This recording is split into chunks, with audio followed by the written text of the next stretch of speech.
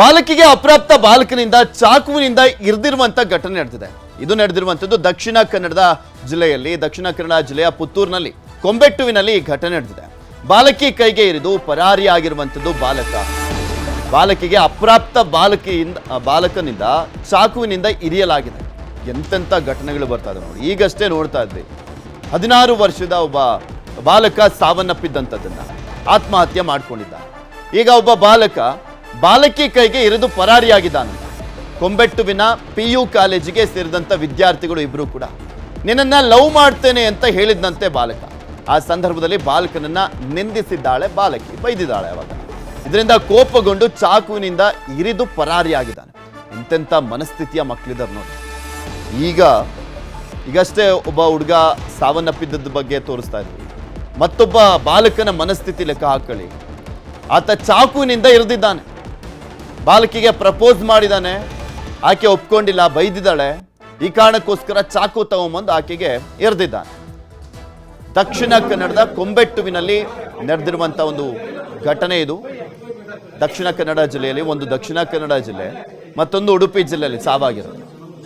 ಇಲ್ಲಿ ಬಾಲಕಿಗೆ ಇರಿದಿದ್ದಾನೆ. ಆ ಬಾಲಕಿಯನ್ನು ಆಸ್ಪತ್ರೆಗೆ ಸೇರಿಸಲಾಗಿದೆ. ಆಕೆ ಬೈದಿದ್ದಾಳೆ ಪ್ರಪೋಸ್ ಮಾಡಿದ್ದಕ್ಕೆ. ಅವನು ನಿನ್ನನ್ನು ಲವ್ ಮಾಡ್ತೀನಿ ಅಂತ ಹೇಳಿದ್ದಕ್ಕೆ ಬೈದಿದ್ದಾಳೆ ಆಕೆ. ಅವನು ಅದಕ್ಕೆ ಸಿಟ್ಟಿಗೆದ್ದು ಚಾಕುವಿನಿಂದ ಇರಿದಿದ್ದಾನೆ. ನಾನು ಹಿಂದೆನೆ ಫಾಲೋ ಮಾಡ್ಕೊಂಡು ಬರ್ತಿದ್ದೆ, ನಂಗೆ ಗೊತ್ತಾಗಲಿಲ್ಲ. ಮತ್ತೆ ಹಂಗೆ ಹೆದ್ರಿಗಾಯ್ತು, ಯಾಕೆ ನಾನು ಹಿಂದೆನೆ ಬರುದು ಅಂತ. ಮತ್ತೆ ಅವರೆಲ್ಲ ಓಡಿದ್ರು, ಇವನೊಬ್ಬ ನಾನು ಹಿಂದೆನೆ ಬರ್ತಿದ್ದ. ಅವನು ನಿಲ್ಲಿಸಿ ಕೇಳಿದ, ನೀನು ಹೇಮಲತನ ಫ್ರೆಂಡ್ ಅಲ್ವಾ ಅಂತ. ಹೌದು, ನಾನು ಫ್ರೆಂಡ್ ಅಂತ. ಅವ್ನು ಕೇಳಿದ, ನಾನು ಮಾಡುದಿಲ್ಲ, ನಾನು ಇನ್ನೆಲ್ಲ ಲವ್ ಮಾಡ್ತೇನೆ ಅಂತ. ಅದಕ್ಕೆ ನಾನು ಸರಿ ಸಿಕ್ಕಿದನು ಬಾಯಿಗೆಲ್ಲ ಬೈದೆ. ನಾನು ಜಾತಿಗೆ ಗಲಾಟೆ ಮಾಡ್ಲಿಕ್ಕೆ ಆಗಿರ್ಬೋದು ಹೀಗೆಲ್ಲ ಮಾಡುದು ಅಂತ. ಅದಕ್ಕೆ ಅವನೆಲ್ಲ ಹಾಗೆಲ್ಲ ನಾನು ಇನ್ನನ್ನೆಲ್ಲ ಲವ್ ಮಾಡ್ತೇನೆ ಅಂತ ಕೈ ಇಟ್ಟು ನಾನು ಕೈಯನ್ನು ಕುಟ್ಟಿದೆ. ಈಗ ಕುಟ್ಟುವಾಗ ಅವನು ಕೈ ಓಡಿದವನು ಬ್ಲೇಡಲ್ಲಿ ಆಗಿರ್ಬೋದು. ಅವ್ನು ನಮ್ಮ ಕ್ಲಾಸ್ಮೇಟ್ ಎಲ್ಲ, ಅವನು ಆರ್ಟ್ಸ್. ನಾನು ಹೆಸರು ಬದಲಾಯಿಸಿ ಹೇಳುವಂತೆ ಬಾಲಕಿಗೆ ಒತ್ತಡವನ್ನ ಹೇರಲಾಯ್ತಂತ. ಶಿಕ್ಷಕಿ ವಿರುದ್ಧ ಗಾಯಗೊಂಡಿದ್ದಂತ ಬಾಲಕಿ ಈಗ ಆರೋಪವನ್ನ ಮಾಡ್ತಾ ಇರುವಂತೆ. ಹೆಸರು ಬದಲಾಯಿಸಿ ಹೇಳುವಂತೆ ಬಾಲಕಿಗೆ ಒತ್ತಡವನ್ನ ಹೇರಲಾಯ್ತಂತೆ.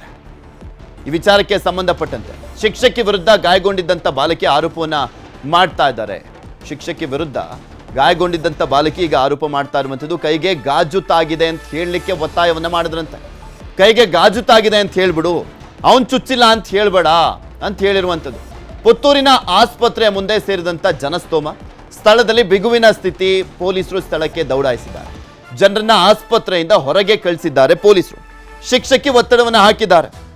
ನೀನೇ ಆ ಗಾಜಿನಿಂದ ಚುಚ್ಕೊಂಡು ಈ ರೀತಿಯಾಗಿ ಆಯ್ತು ಅಂತ ಹೇಳು, ಆತ ಚುಚ್ದ ಅಂತ ಹೇಳಬೇಡ ಅಂತ ಹೇಳಿದ್ದಾರೆ. ಮೋಸ್ಟ್ ಪ್ರಾಬಲಿ ಅಲ್ಲಿ ಪರಿಸ್ಥಿತಿ ಕೈ ಮೀರುತ್ತೆ ಅನ್ನುವಂಥ ಕಾರಣಕ್ಕೋಸ್ಕರ ಈ ರೀತಿಯಾಗಿ ಏನಾದರೂ ಶಿಕ್ಷಕಿ ಆ ರೀತಿಯಾಗಿ ಹೇಳಿದ್ರ ಏನೋ ಗೊತ್ತಿಲ್ಲ, ಇನ್ನಷ್ಟೇ ಗೊತ್ತಾಗ್ಬೇಕು. ಇದೇ ವಿಚಾರಕ್ಕೆ ಸಂಬಂಧಪಟ್ಟಂತೆ ಇನ್ನಷ್ಟು ಮಾಹಿತಿಯನ್ನ ಕೊಡ್ತಾ ಹೋಗ್ತಾರೆ ನಮ್ಮ ಪ್ರತಿನಿಧಿ ಅಜಿತ್. ದೂರವಾಣಿ ಸಂಪರ್ಕದಲ್ಲಿ ಜಾಯ್ನ್ ಆಗಿದ್ದಾರೆ. ಅಜಿತ್, ಆ ಹುಡುಗಿ ಹೇಗಿದ್ದಾರೆ? ಆ ಬಾಲಕನನ್ನ ಏನಾದರೂ ವಿಚಾರಣೆ ಮಾಡ್ಲಾಗ್ತಾ ಇದೆಯಾ? ಅಲ್ಲಿ ಸಾಕಷ್ಟು ಜನ ಸೇರಿದ್ರಂತೆ.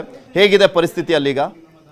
ಪರಿಸ್ಥಿತಿ ಈಗ ಹತೋಟಿಯಲ್ಲಿದ್ದು ಹೆಚ್ಚಿನ ಪೊಲೀಸ್ ಒಂದು ವ್ಯವಸ್ಥೆಯನ್ನು ಈಗ ಪೊಲೀಸ್ ಇಲಾಖೆಯಿಂದ ಮಾಡಲಾಗಿದೆ. ಮತ್ತು ಬಾಲಕಿ ಈಗ ಕೈಗೆ ಸ್ವಲ್ಪ ಗಾಯಗಳಾಗಿದ್ದು ಈಗ ಪುತ್ತೂರು ಸರ್ಕಾರಿ ಆಸ್ಪತ್ರೆಯಲ್ಲಿ ದಾಖಲಾಗಿ ಚಿಕಿತ್ಸೆ ಪಡೆದಿದ್ದಾಳೆ. ಈಗ ಹಲ್ಲೆ ಮಾಡಿದಂತಹ ಒಂದು ಬಾಲಕನನ್ನು ಈಗ ಪೊಲೀಸರು ವಶಕ್ಕೆ ಪಡೆದುಕೊಂಡಿದ್ದು, ಮತ್ತು ಈಗ ಹಲ್ಲೆ ನಡೆದಂತಹ ಘಟನೆ ನಡೆದಂತಹ ಒಂದು ಕಾಲೇಜಿನಲ್ಲಿ ಈಗ ಹಿರಿಯ ಪೊಲೀಸ್ ಅಧಿಕಾರಿಗಳು ಅಲ್ಲಿಯ ವಿದ್ಯಾರ್ಥಿಗಳ ಜೊತೆ ಮಾತುಕತೆ ನಡೆಸಿದ್ದಾರೆ ಮತ್ತು ಮಾಹಿತಿಯನ್ನು ಕಲೆ ಹಾಕ್ತಿದ್ದಾರೆ.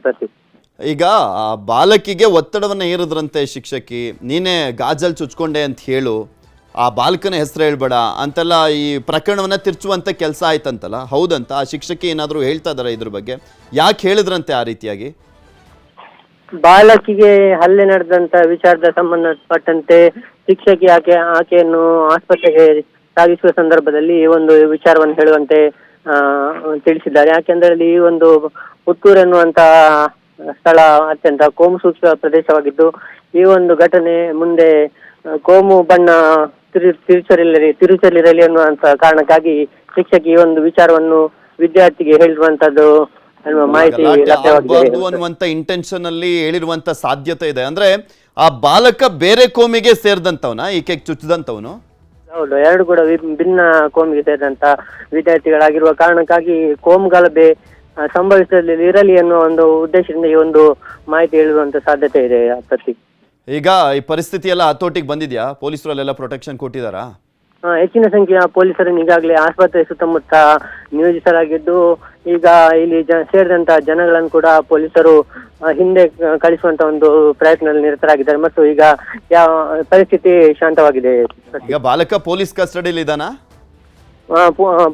ಬಾಲಕನನ್ನು ಈಗಾಗಲೇ ಪೊಲೀಸರು ವಶಕ್ಕೆ ಪಡೆದುಕೊಂಡು ಆತನಿಂದ ಮಾಹಿತಿ ಸಂಗ್ರಹಿಸುವಂತ ಒಂದು ಕೆಲಸದಲ್ಲಿ ನಿರತರಾಗಿದ್ದಾರೆ ಮತ್ತು ಮುಂದಿನ ತನಿಖೆಯನ್ನು ಕೈಗೊಂಡಿದ್ದಾರೆ. ಪ್ರತೀಕ್, ಏನ್ ಓದ್ತಾ ಇದ್ರು ಇಬ್ರು ಕೂಡ? ಒಂದೇ ಕ್ಲಾಸ್ನವರ? ಏನ್ ಮಾಹಿತಿ ಸಿಗ್ತಾ ಇದೆ ಈ ವಿಚಾರಕ್ಕೆ ಸಂಬಂಧಪಟ್ಟಂತೆ? ಮಾಹಿತಿ ಪ್ರಕಾರ ಈ ಗಾಯಗೊಂಡಂತ ಬಾಲಕಿ ಪುತ್ತೂರಿನ ಸರ್ಕಾರಿ ಜೂನಿಯರ್ ಕಾಲೇಜ್ನಲ್ಲಿ ಫಸ್ಟ್ ಇಯರ್ BCom ಕಲಿತಿದ್ದಾಳೆ ಮತ್ತು ಹಲ್ಲೆ ಮಾಡಿದಂತ ವಿದ್ಯಾರ್ಥಿ ಫಸ್ಟ್ ಇಯರ್ ಆರ್ಟ್ಸ್ ನಲ್ಲಿ ಒಂದು ತರಗತಿಯಲ್ಲಿ ವಿದ್ಯಾಭ್ಯಾಸ ಮಾಡ್ತಿದ್ದ ಮಾಹಿತಿ ತಿಳಿದು ಬಂದಿದೆ. ಪ್ರತೀಕ್, ಓಕೆ, ಧನ್ಯವಾದ ಅಜಿತ್ ನಿಮ್ಮೆಲ್ಲ ಮಾಹಿತಿಗಾಗಿ. ನಿಮಗೆ ತೋರಿಸ್ತಾ ಇದ್ವಿ ದೃಶ್ಯಾವಳಿಗಳಲ್ಲಿ. ಅಲ್ಲಿ ಈ ಹುಡುಗಿಗೆ ಯಾವಾಗ ಚಾಕುವಿನಿಂದ ಇರಿಯಲಾದಂಥ ವಿಚಾರ ಗೊತ್ತಾಯ್ತು, ದೊಡ್ಡ ಸಂಖ್ಯೆಯಲ್ಲಿ ಜನರು ಬಂದು ಸೇರ್ಕೊಂಡಿದ್ದಾರೆ, ಗಲಾಟೆಯನ್ನ ಕೂಡ ಮಾಡಲಾಗಿದೆ. ನಂತರ ಪೊಲೀಸರು ಆ ಒಂದು ಪರಿಸ್ಥಿತಿಯನ್ನ ಹತೋಟಿಗೆ ತಂದಿದ್ದಾರೆ. ಬಿಕಾಸ್ ಇಬ್ಬರು ಬಾಲಕ ಮತ್ತು ಬಾಲಕಿ ಬೇರೆ ಬೇರೆ ಧರ್ಮದವರಾಗಿರುವಂತ ಕಾರಣಕ್ಕೋಸ್ಕರ ಮೊದಲೇ ದಕ್ಷಿಣ ಕನ್ನಡ ಉಡುಪಿ ಅಂದ್ರೆ ಗೊತ್ತಲ್ಲ, ಅತ್ಯಂತ ಸೂಕ್ಷ್ಮ ಪ್ರದೇಶ. ಇಂಥ ವಿಚಾರಗಳು ದೊಡ್ಡ ಮಟ್ಟದಲ್ಲಿ ಅಲ್ಲಿ ಮೇಳೈಸ್ತವೆ, ಜಗಳಗಳಾಗ್ತವೆ. ಕನ್ನಡಿಗರ ಮೆಚ್ಚಿನ ನಿಮ್ಮ ನ್ಯೂಸ್ 18 ಕನ್ನಡ ಈಗ ವಾಟ್ಸ್ಆಪ್ನಲ್ಲಿಯೂ ಲಭ್ಯ.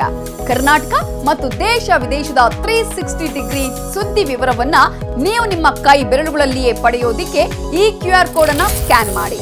ನಮ್ಮ ಚಾನೆಲ್ ಅನ್ನ ಫಾಲೋ ಮಾಡಿ, ನೋಟಿಫಿಕೇಶನ್ ಆನ್ ಮಾಡಿ.